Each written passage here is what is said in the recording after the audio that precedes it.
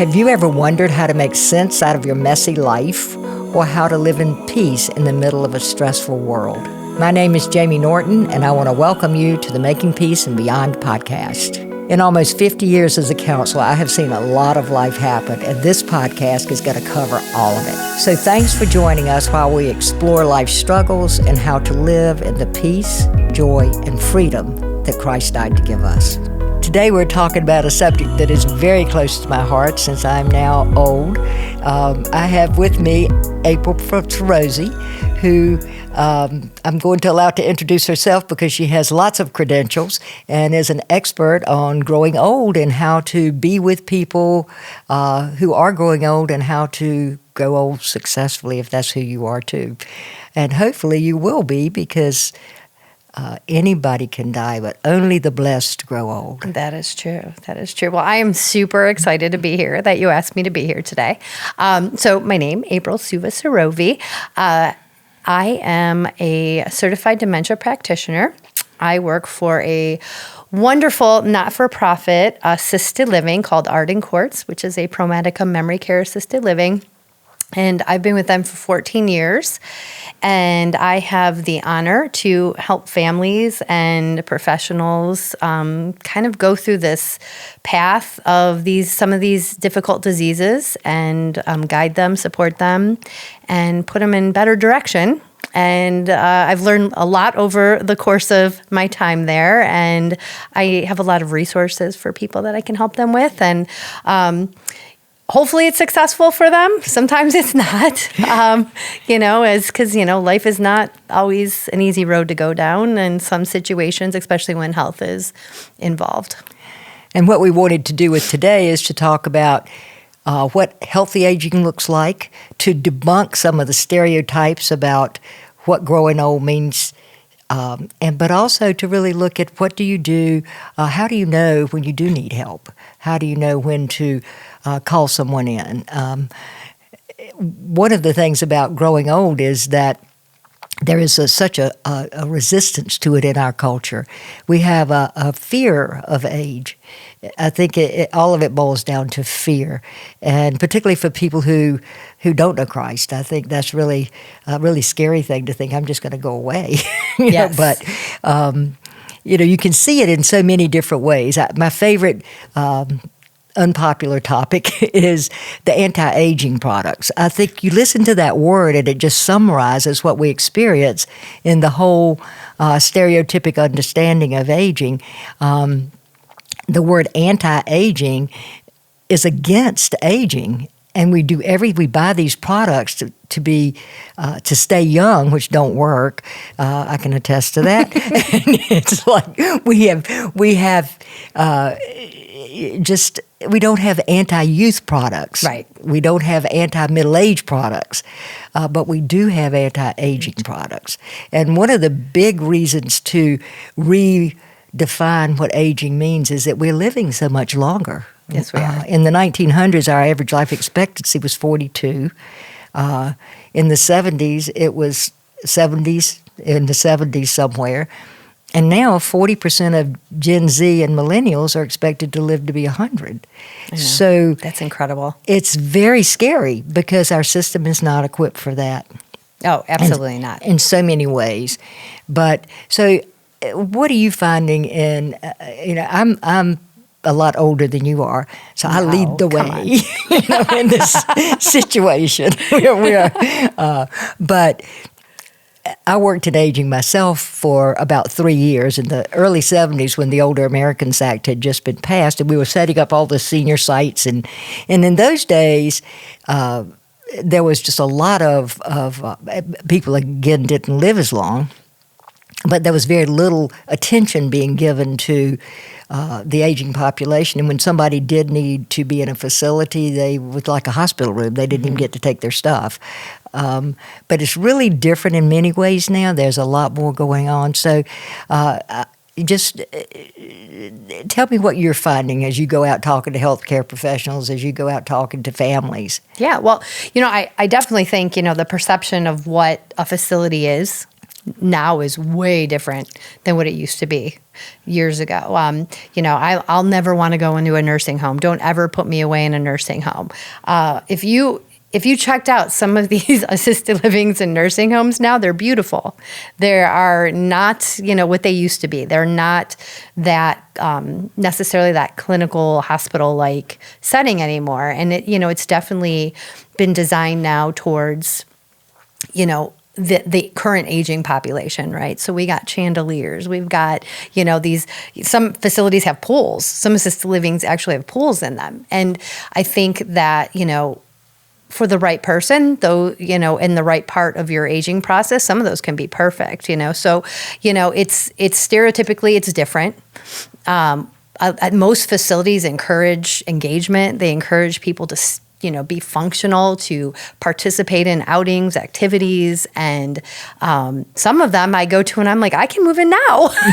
I'm ready. I don't have to cook. I don't have to clean. You're going to do my laundry. Okay. Have fun. See people.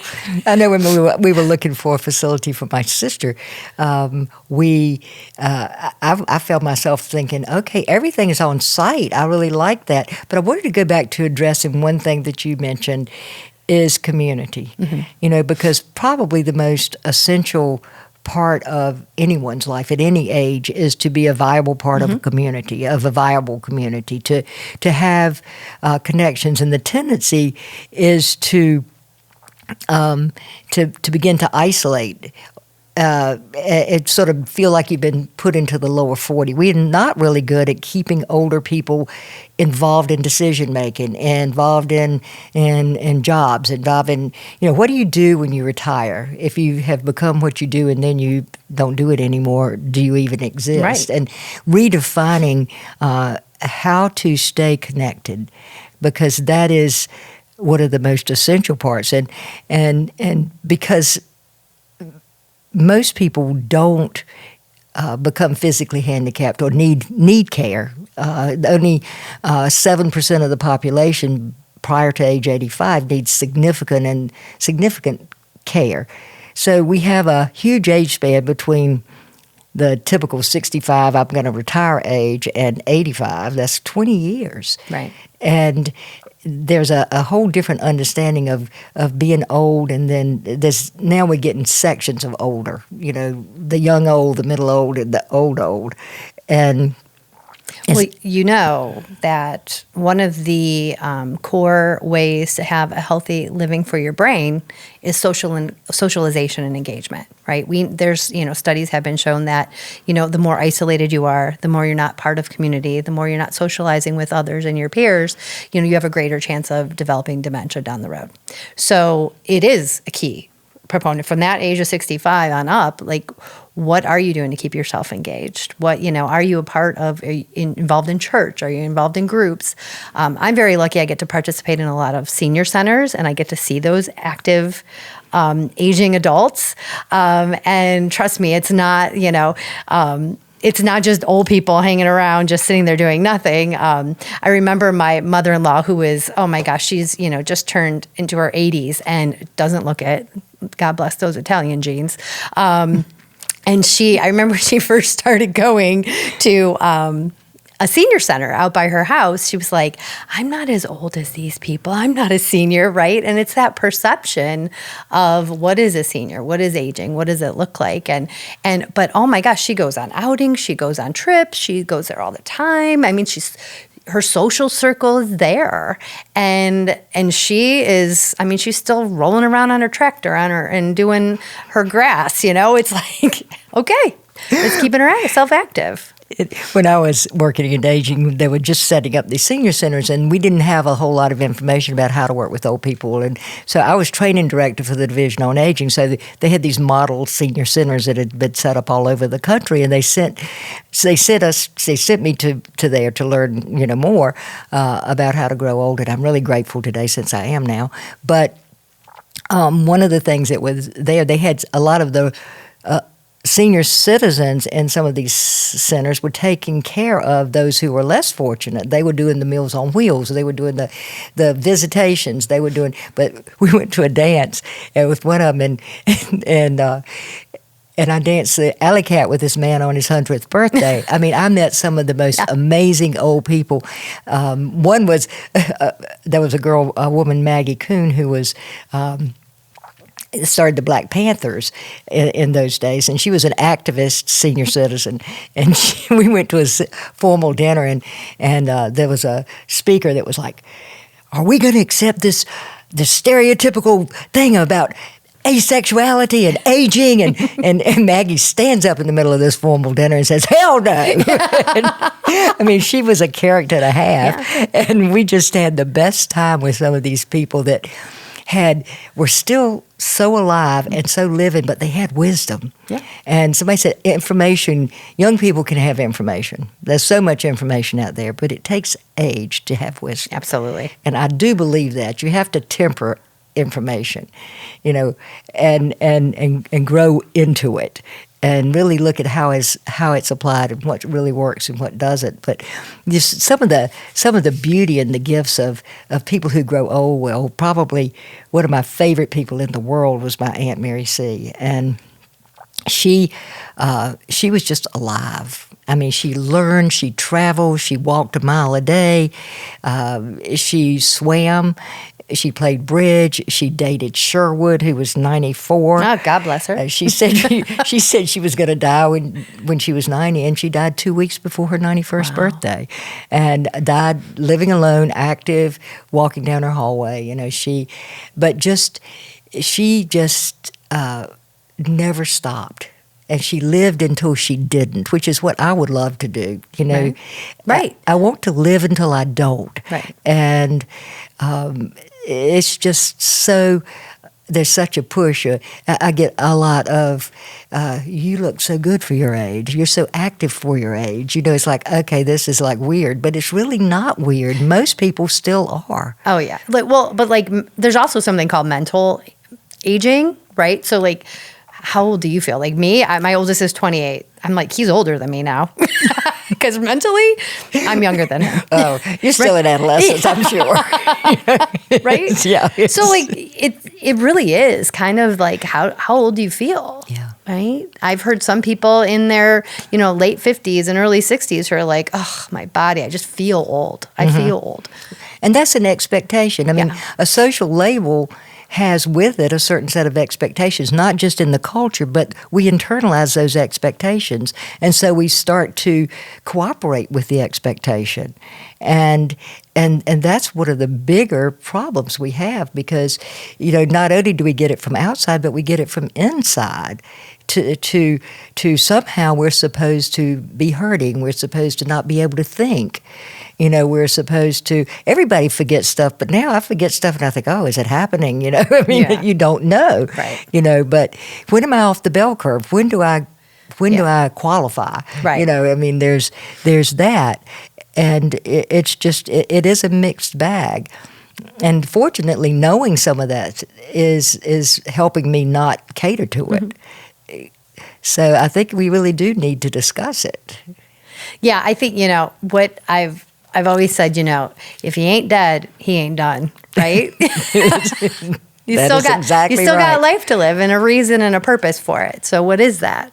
And there is that perception, like when you become a grandma or when you're, and it doesn't matter what age you are. So I'm a grandma now, but I can't believe you're a grandma. You're too young to be a grandma, So it's like, it's all in perception. Mm-hmm. That's supposed to be a compliment. Yes, I understand.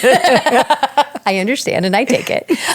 Because you've internalized it. Yes, I have internalized it. But yeah, it's like, it's that whole perception of, and then it's also, I think people also feel that, when you get older, you have to be taken care of. And then that's when you start feeling out of control. Right? Mm-hmm. So people are starting to take oh, well, are you sure you're going to be safe to drive? Are you sure, you'll be okay alone? Are you sure you can get to the store by yourself? When you're like, yeah, I can. Now, clearly there are some people who can't. There are some people because of disease processes and other things that they can't. But it is some of those people are 20. Yes, that is true. I know some. Not my children, just saying no. But it is. There is that thing of, can you do anything? I had a client ask me one time. I was flying to North Carolina. I was going to rent a car. I was going to go to like 3 or 4 different places while I was there, pick up my brother and go see my sister and do some things. And my client was looking at me and she said, "Do your children let you do that?" And I'm like, I don't understand this question. Yeah. What do you mean, let me? What do my children have to do with it? And I was kind of taken aback, because that's not something that I think about at this point, and it's not something my children think about. My children would think about it if it was something that they were worried about. Yeah, right. If they needed to be, right. Yeah, and again, there's situations where it is warranted, like starting to question, are they doing something wrong? Like, is there something going on that we have to worry about their safety? Absolutely. But, it is because you know what? It does come down to control. It does come down to independence. You want to have your independence. We're all going to get old. It's going to happen if you're lucky, right? If you're blessed, if you are one of the blessed, I don't think I'm going to be very. I hope I will do it gracefully.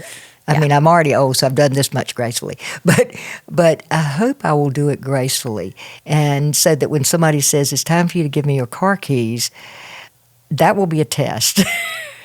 That is the loss of independence. Oh, hands down. It's one of the hardest things to have taken away from you. It is, absolutely. And to not be able to drive. But it's also a safety issue, not just for you, but for everybody else on the road, to be able to say, and so again, community comes in. I have people assigned in my life to tell me, look, I know I'm probably not going to be nice, but if you need to take my car keys, be assertive. Don't back down because I get mad at you. Because I want to know I have a community that loves me enough to tell me the truth. And that is something about community and having people that are like black belt friends that are time tested, that allow you to be the best version of yourself you can be at the time. And that is what I think all of us want. We all want it. Unfortunately, not everybody has that. No, they don't. Yeah, and and being in the role that I'm in, I see a lot of different family dynamics. I live different family dynamics myself, and I think when you have that, you're so blessed. And I know we've talked about being prepared. We talk about I have my if I die drawer. I call it my death your box. death box, right? Yeah. And I think that takes so much burden. Like when you're having those conversations with your family knows something changes with me. I can't drive. This is what I want you to say, right? And even if I'm cognitively not able to, you still need to figure it out and you need to say it. And that goes for everything. Everything going on in the future that could happen, this is what I want. This is what I want to be prepared for. If I just went on a trip for work out of town and I told my husband, I said, top drawer, if you need anything, it's all there. It's all there for you. And so, being prepared and having those conversations is the best thing that you could possibly do. Yeah. But some people, do not want to have those conversations. A lot of people don't. My friend George Fuller wrote a book called Life Compass Planning, and he talks about intentional conversations and who's going to do what when. And one of the things I tried to do with my death box is to, put in there everything that I thought my daughter would need: telephone numbers, passwords, titles, all of the will. 40% of people don't have wills. I mean, because we are such in denial of death. Like if we don't talk about it, it won't happen. And so just that lack of preparedness. But I'll tell you, when I had my death box finished, and I go over it with my daughter because things are always changing. I go over it. Do you need anything else? Can you think of anything else we need in here? And I am blessed to have that. But I felt such a relief when I did it. And I didn't expect that. But I was flying back from Korea, and I had visited my granddaughter, and we're over the Pacific, and there's this loud flash of light, this boom, and the plane starts to shake, and I'm thinking, oh, something just hit us. And then I thought, oh, we're out in the middle of the Pacific. And my thought process was funny. I mean, it was hilarious, because I thought, oh, I wonder where my life jacket, I wonder if we go to crash, I wonder where my life jacket is. I wonder if I would be dead by the time I hit the water anyway, so it doesn't matter. And then I thought, I wonder if I'm going to die today. And then I thought, but I have my death box. Death box, right? And then I started just thinking about all the wonderful times in my life and praying, and it was a peace to it. Mm-hmm. Even out there. And then the pilot came back on 10 minutes later. He was like, oh, we're going to keep going. And we got hit by lightning. And I'm like, what else are you going to do? Right? We're over the Pacific. Yeah, what else? This isn't going to change. But it was interesting, the comfort. Mm-hmm. Oh, hands just down. a feeling of peace that I wasn't leaving my children unprepared. Because I've seen it when people aren't prepared. I've seen it for families, how rushed they are, how decisions are poorly made, how frustrating, how the anxiety of it, and not being prepared and not knowing and not having things in place, and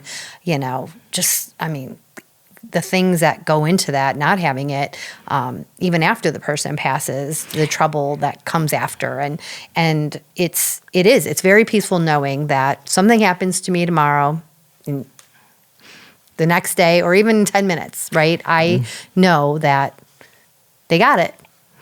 One of the things that I ask in Making Peace and Beyond is, how many of you, if you were going to die before you got home, are prepared? And hardly anybody raises their hand. I'm like, oh, except for me. Yeah, you did. I did. I remember that. And they were like, it was, well, why not?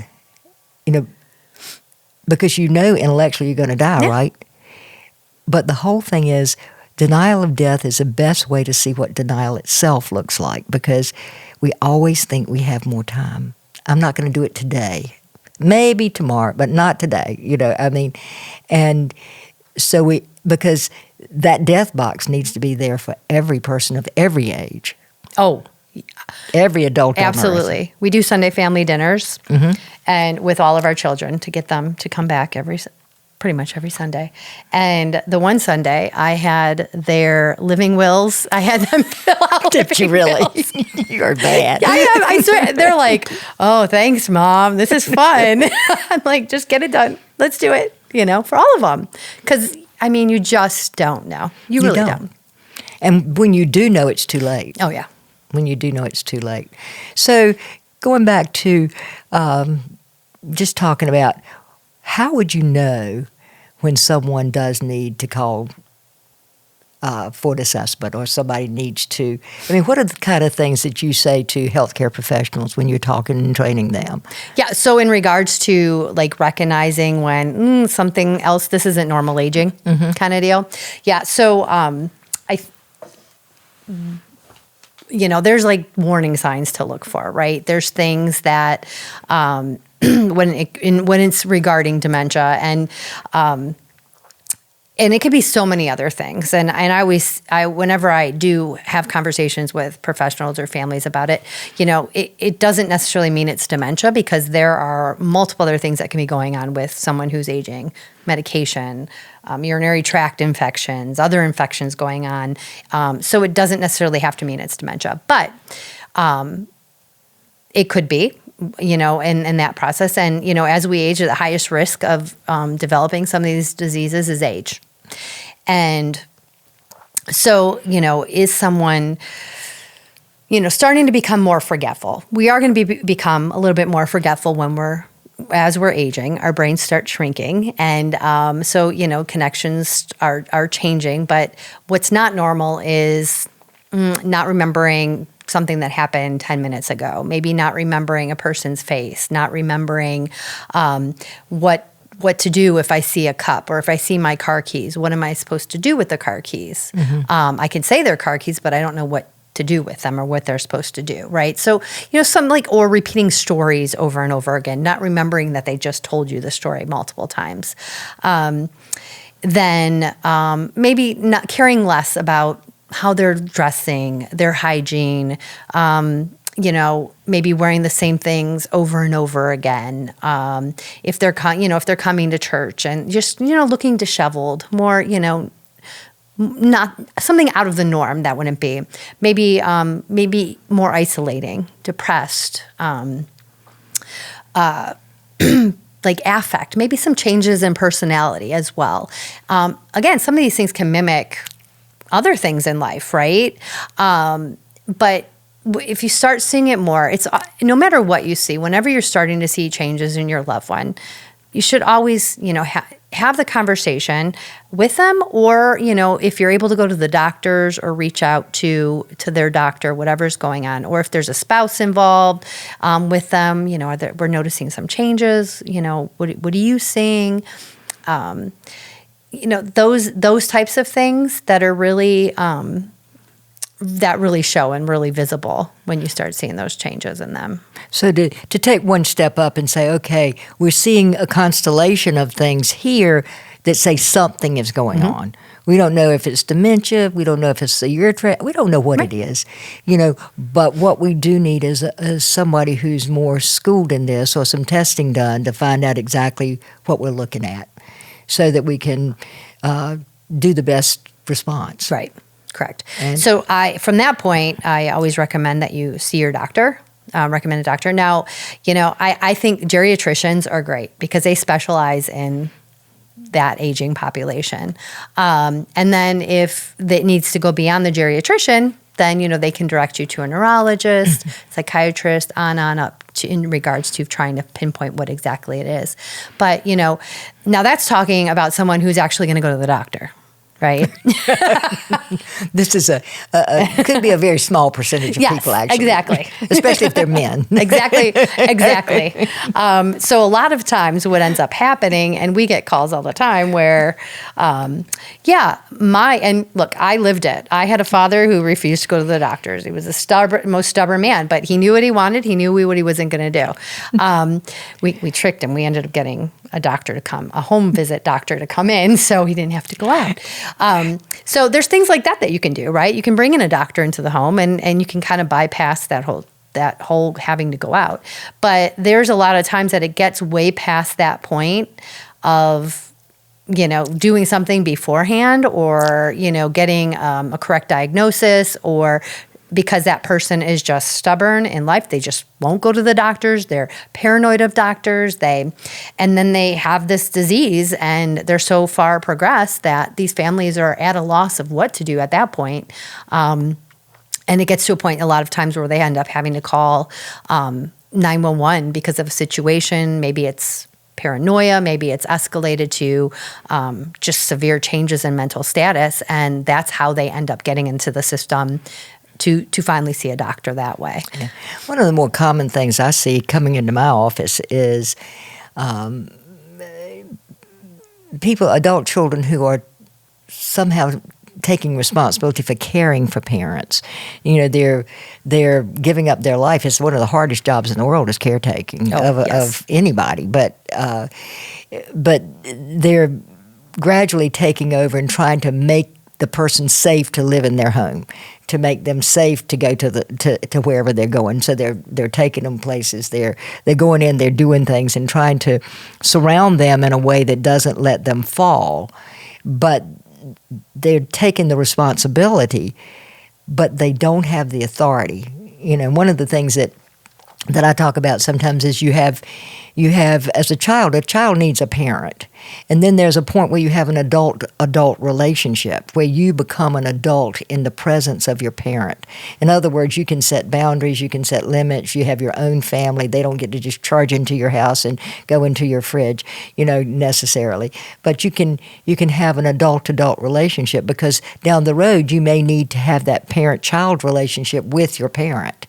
And so if you haven't established the adult-adult relationship, and you're trying to have the responsibility of a parent from a continuing child position, that is not going to work. Oh, it's not going to work. It will be havoc on everybody, and everybody will grow resentful and hateful, and there'll be all kinds of arguing and fighting, and so it's really important for you young people out there that may be listening to this to establish that adult-to-adult relationship with your parent, while they are still able to function completely, and to have that so that if there is an assumption of responsibility, you make it very clear. If I'm going to assume responsibility for who you are in this, and this ways, then I'm going to take authority over that.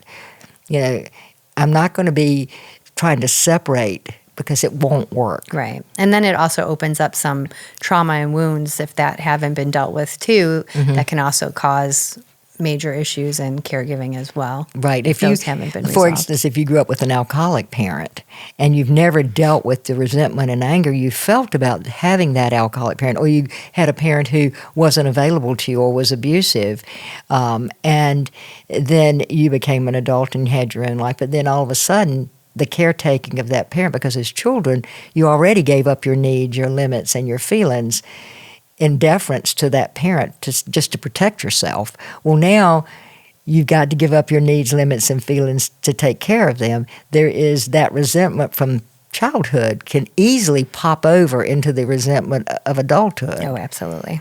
And that can become a really big traumatic opportunity for learning, because I think all problems are opportunities for learning. They are. So it's like, so you will have an opportunity to learn and to now be able to exercise your needs, limits, and feelings that maybe you didn't ever learn how to do. But you're probably going to need some help with that. So it's not a bad idea to get some counsel or to get into a group that can talk about, like Making Peace and Beyond, what happened to you as a child, to be able to reach that level of forgiveness that goes with really understanding that you were born into a story and you're a part of that story, and you can change your script. You can grow up within the story, and I agree completely. I've lived it. I completely agree. Yes. It is. But I watch people try to continue to give up their needs, limits, and feelings, for, again, but they're so angry. Oh. So angry. And you're not going to be good for your loved one. You're not going to be good for yourself, and you're not going to be good for your family, and in that situation, and when dementia is involved, you're dealing with, you're never going to get closure in anything because you're dealing with a brain that's not working. You're dealing with a brain that has reasoning and judgment issues and understanding issues, and there's no way you can go back in time from that, and so it's a challenge. So when you're, as a caregiver, support is probably the biggest thing you can do. So whether it is like if Making Peace is needed, if any other type of support, counseling, support groups, because guess what? The statistics are high in regards to dementia, and there are lots of other people living your same story. And so support groups through the different organizations out there of the different diseases, including Alzheimer's and FTD, frontal temporal degeneration, Lewy body dementia. Each one has their own organization and support groups. So buildings, facilities, like we have our own support group as well at each of our locations. And so it's out there. Yeah. I mean, there are so many resources available, and knowledge is power when it comes to that. And you don't have to be ashamed. No. Because it is hard. It's going to interrupt your life. It's going to do a lot of things. And there's a stark similarity between having a parent who is alcoholic and being unable to think, unable to make decisions, unable to do the right thing, and a person who has got dementia. I mean, it's kind of like more of the same. Even if the person had a lot of recovery in the middle, it brings up old things if you don't deal as the caretaker with your whole history with that person. It's really important. And, like I say, most people most people need care only a few months before they die. I mean, most people are able to continue to function at a adequate or superior level. Because I really think that I did a thing recently on putting the gold back in the golden years, because I think we've just gotten to be these frumpy old people sometimes, and we've stopped growing. I think that's the other thing. Keep your brain alive as much as you can, and learn new things. Mm-hmm. Well, if you don't use it, you lose it, and that goes for your brain. That's right, exactly. So you have to keep it active and keep learning and keep getting curious about what's next, what's life, and doing that kind of thing. But to really say, these are the best times, because you don't have to raise kids. You don't have to build a profession. You know what you like and what you don't like. Hopefully you have found a close relationship with God, because without it, this is hard years, and to be able to utilize the gifts and the wisdom that you've learned over the years, because, we've lost the ability. I think computers really messed it up. I mean, the whole internet situation destroyed sitting at elderly people's feet and listening. And as a child, that's one of the things we did. I mean, I'm old enough to have been pre-computer, pre-internet, and one of the things we would do is go and visit the old people, mm-hmm. and they'd feed us milk and cookies, and we'd listen to their stories about what it was like to be old and what it's like now and what life happens, and different parts of life. And there was a lot of just really just very warm, gentle stuff in that. I mean, a lot of good memories about that. My grandmother lived right across the street, and she was so important to me, because my home life was pretty unpredictable at times, and she was a safe spot for me, and I loved to listen to her stories. And I look now at the world as it is. I mean, it's totally different than the way it was, but God is still the same. Life still has the same issues in it. It really hasn't changed that much. The wrappings have changed, right, but life itself hasn't changed. And our needs haven't changed. Who we are as human beings is still the same, And I find myself living out of the center of my life much more. There's a part of you that is that 14-year-old, mm-hmm. is that 4-year-old. I mean, we can transport ourselves back to any age, and we're the same person watching that person. I mean, it's not any older now than it was then, but there's something similar. I think this is our soul, our spirit running through all of life. And the experiential stuff just spins. And I find myself more and more living out of the central part of my life, the spiritual part of my life, much more than the experiential part right. of my life. Right. And you get over the drama. Yeah. I mean, life happens. Life happens, and it happens pretty much the same as it always did, the personal part of it. And that's your wisdom, right? Wisdom, as we get older, you realize what's important, what matters, that wisdom. My grandmother always says, she said this since I can remember, and that was, getting old is for the birds. And I'm always like, what does that mean, right? And it's and basically what it means is like getting old is worthless. And I'm like, yeah, but it's not. Like, I'm like, you know what? Like, and I tend to live very, glass is half full. Like, hey, we woke up this morning. Great. What are we doing today to make this matter? And, and that's where. Well, I like you. Thank you. Thank you. I try. I have my moments.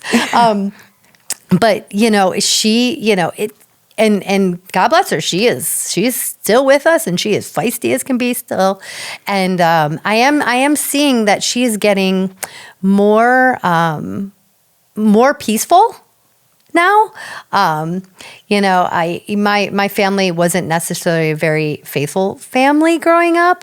We believed in God, but I think, with time, with age also comes that. And I find it so interesting. One of the programs that I do is Dementia, God, Faith is Not Forgotten. Right. And so, faith is with us always. And even when the brain changes, even when, because it's a spiritual thing, like you were mm-hmm. saying, right? It's a spiritual connection and not necessarily a mind connection. And one family I remember was saying, my dad was an alcoholic and he did not find God till later in life. I'm worried that with his dementia, he is going to forget that. He's not going to remember that God's in his life. And, but I've seen miraculous things when it comes to with faith, and it's still there because it's that spiritual connection that we have, no matter what age we are, no matter if dementia is involved. And that, to me, that's growing old gracefully, right? I think you just hold everything more lightly. Yeah. You hold everything more lightly because you realize everything here is temporary. And you value the things that are most important, like your love and relationships, like the creation, just the beauty of everything that we have available to us. And it's, to hold on to, you become closer to God, I think, in that. I hear stories sometimes, one in particular where a person close to us was dying and hadn't said anything or really responded much in a couple of days, and his family started singing "Jesus Loves Me," and he started singing. Yeah. I mean, it registers at a whole different level. Oh, absolutely. A whole different level. I mean, it's so important. And that's a part of what aging is about really looking at what is life really about. It's about loving others and loving God. Loving God and loving others. And if we can remember that, and we will, if we end well, then that's all we need to know. Yeah. Every day I drop my son, my 11-year-old, off at school. I love you. Have a great day. Be like Jesus. That's what I say every day. He's like, okay, Mom. okay, I'll do it. It's so good to have you here. I love it. We'll have to do this again. Yeah, absolutely. Yes. Absolutely. Yeah, just remember, it's, we're all blessed to get old. We're all blessed if we have that opportunity. And it is. Of each day. Thank you so much for joining us today. If you enjoyed this conversation, please like and subscribe, leave a review, tell your friends, and join us on all of our social media channels. Thanks again, and God bless you.